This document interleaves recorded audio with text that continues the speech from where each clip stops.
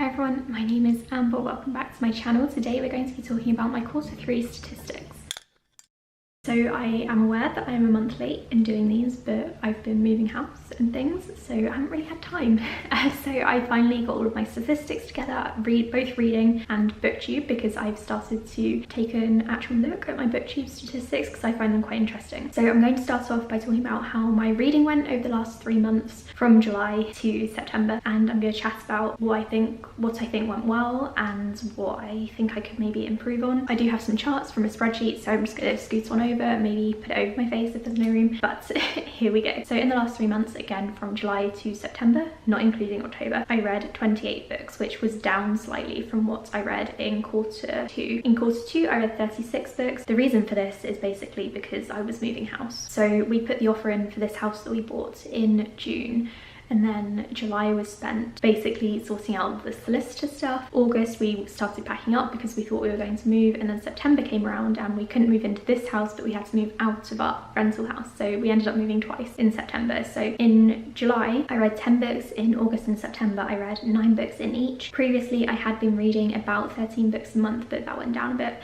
for obvious reasons. So I read 27 books as new to me books, and I reread 1 book. I did do a bit more rereading in quarter 2, but that was mostly because I reread The City of Brass. As expected, the number of pages I read went down, so I read 9,886 pages, whereas in quarter 2 I read 14,589, so quite a big difference. That's an average of 353 pages per book, and that does work out because I read 15 books out of the 28 that were between 300 and 399 pages, which is also how many I read in that category in quarter 2. I only read 2 books that were 600 pages or more. In quarter 2 I managed to read quite a few more, and I also read one 800 to 899 book, which was Wanderers, so my pages for quarter 2 were enormous. Now to break down the genres, this was very different to quarter 2. So I read 5 thrillers, 4 contemporaries, 3 literary books, 3 horror books, 3 sci-fi books and 3 epic fantasies. So it was quite spread out, but the numbers for each were quite low. Whereas in quarter 2 I read 11 contemporary books, 6 thrillers and 8 epic fantasies, and those were my top 3. I'm surprised I read that many epic fantasies, but again I was rereading The City of Brass, so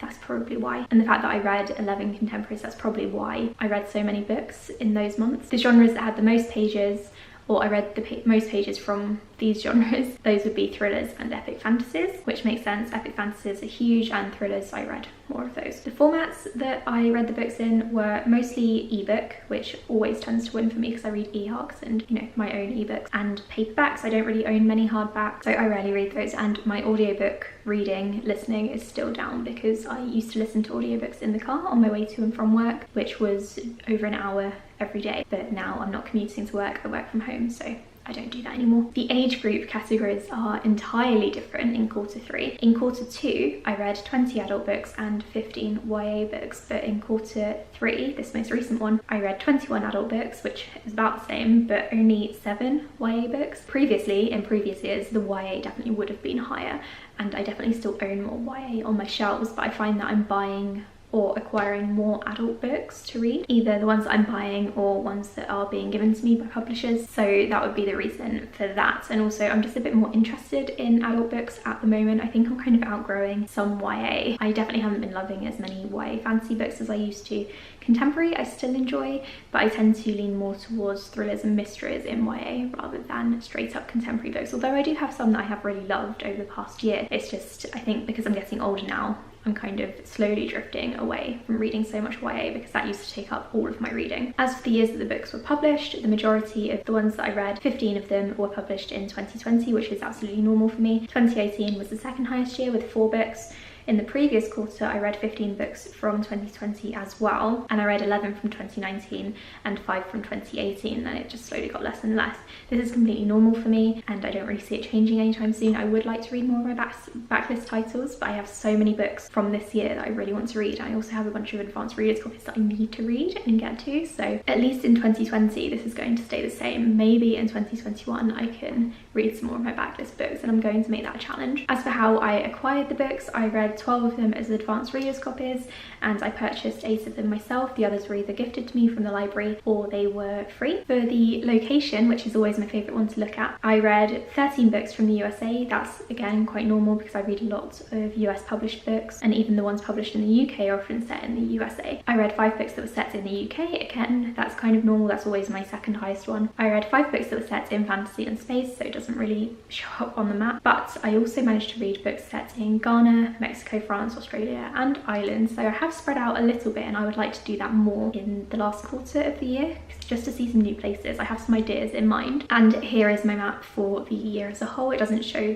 just the quarter. So these are all the places that I have explored via books in 2020 so far. I really like to get down to South America at some point. So if anyone has any recommendations for books set in South America, then let me know, because I would love to get to those. Okay, and now on to book series, which is where I'm seriously failing. So I read 3 books that were part of a series and 23 standalone. So I'm doing terribly with series this year, which is annoying because I run recaptions and I need to recap series for that website to keep it going. So I do want to improve on this. In the last quarter 2, I did read 10 books that were in series, so I have dropped off on that a bit. I think the reason for this is because I've been so busy, it's been easier for me to read shorter standalones rather than bigger, longer series. So it might pick up again in quarter 4, in the final quarter. 2 of those were series that I just started. 1 was ongoing, so I didn't complete any series in the last quarter. Okay, and for my ratings, which is, I think, quite exciting, I read 1 2-star book, 1 2.5-star book, 13 3-star books, which is a good rating. Don't feel sorry for me because that is good. It means I enjoyed the book. 4 3.5 stars, 7 4 stars, and 2 5 stars, which gives me an average rating of 3.41, which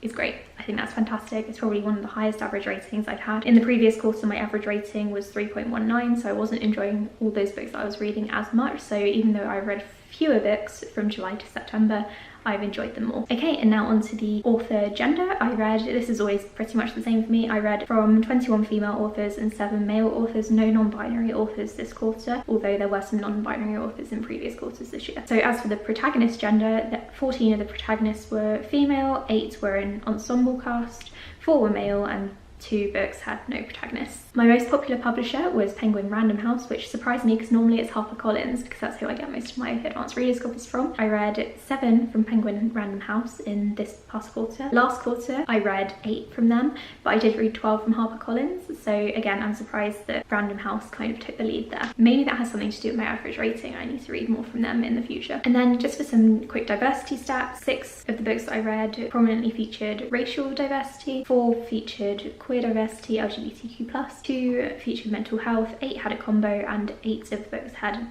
no diversity at all that I could tell. That would be 29% of the books that I read don't have any diversity, and I think that's because I read so many thrillers and a lot of those are written by white females or males. So I do need to get better on that, but I did say last quarter that I wanted to get the books that I read that had no diversity under a third of my reading, and in the previous quarter 31% of the books that I read had no diversity, and this time it's only 29, so I think it's getting better. I think my goal for the final quarter of the year might be to make that 25%. Maybe I can do it. Okay, so those are all of my reading stats. Thank you for watching if you got this far, but I'm going to carry on now because I want to talk about my booktube stats, because this isn't really something I see many people covering in their stats or wrap-up videos, but I do find it really interesting to see where people are at, and also to go back and see how much a channel has grown. So let's get started. I'm using YouTube Analytics for this. I uploaded 31 videos over the past 3 months and I received 9,603 views. My watch time was 549 hours? Yeah, it must be hours. And I gained 81 subscribers, which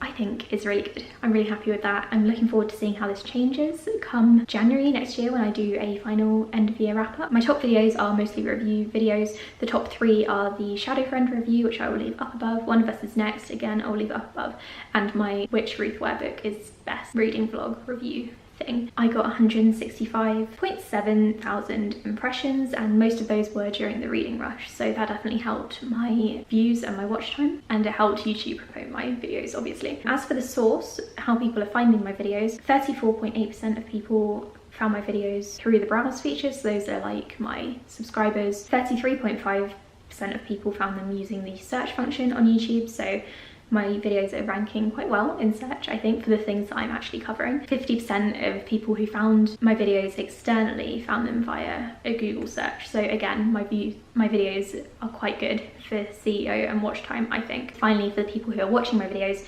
50% of them are subscribed to me and 50% or 49.9% of them are not subscribed to me. I guess people need to subscribe to my videos more. I don't know how to make them do that other than posting regularly and posting interesting content, but at least I'm showing up in search, I guess. So those are all my statistics. Thank you so much for watching. If you have any questions about any of these or want to comment on them, please do leave something below and we can talk about them. If you do statistics videos, let me know as well, because I'd love to come and check those out. I'm looking forward to seeing how these all go in the last quarter of the year, particularly the booktube ones, because this is such a new thing for me to be looking at. So thank you for watching and I'll speak to you all in the next video. Bye.